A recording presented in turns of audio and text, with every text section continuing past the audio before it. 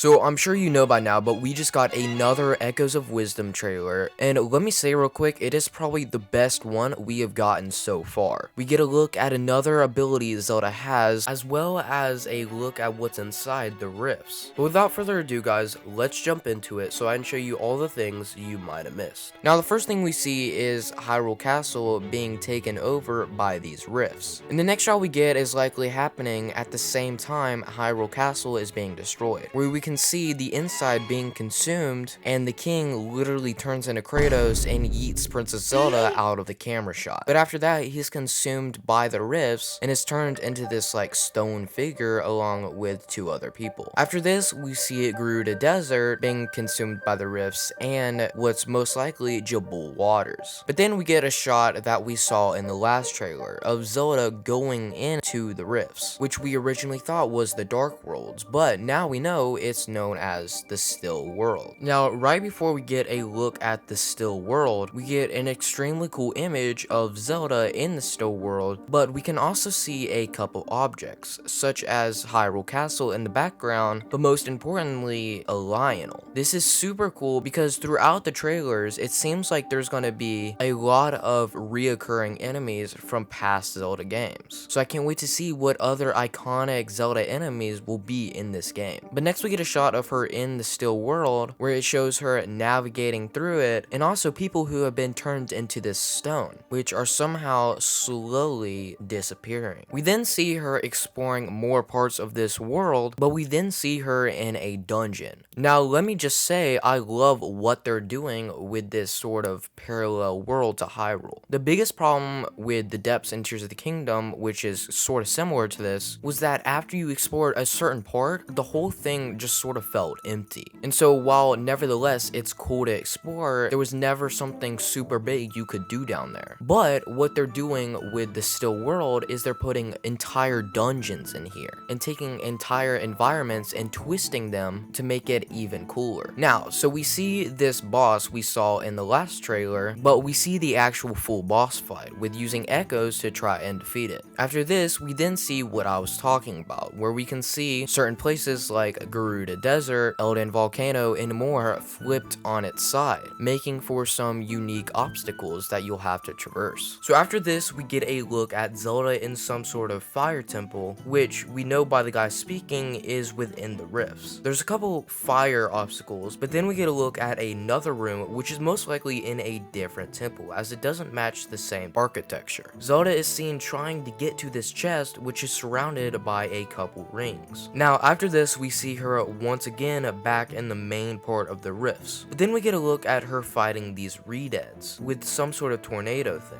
But what can be noted here is we know these Redeads also appear in actual Hyrule, but here they're made out of this almost goo. This also means the Lionel we saw earlier in the trailer covered in malice might not just be an enemy that's in the Still World, and there's most likely actual Lionels that are on the surface as well. But next, after that, we get a shot of a couple other places and then some sort of water temple, which may or may not be in the Still World. From here, the trailer moves on to something called Sword Fighter form. We see Zelda finding some sort of sword that resembles Link's. Relatively the same shape, same color, but the guard is slightly different. We see her transform and then wield a shield and the sword, dressed in Link's outfit. She's able to use this to break these malice webs, as well as fight regular enemies like Moblins and Lizalfos, as we see here. But the interesting thing is there's a bar that allows you to use it when it's filled up. But the place where it's shown this is Zelda standing on a boat. So either this is just some place where you can get in the water and then climb up the boat, or there will be a part where you're sailing around. Either way, super cool. Now, to fill up the bar, you have to go into the Still World and find these little energy bubbles with this strange little symbol that has the design of the swords. Whatever these swords came from, whatever tribe, we don't know yet. And I'm sure once the game comes out will be a massive topic for lore. From here, we move on to the part of the trailer where we see these sort of mechanical enemies. In the game, Zelda will be able to go to this house where Dompe lives, who in this game creates automatons, these little mechanical companions that you'll be able to use to fight enemies. We see this one which winds up and shoots up in the air with this bomb, and then we see this one which is creating this sort of musical shield. But it's also seen that these things can break. Nevertheless, a super cool thing to add in terms of combat. We then see Zelda visiting these strange people, such as a guy with an acorn hat, a sword fighter, some guy with a parachute, and even what looks to be the Queen of the Garuda and a Goron.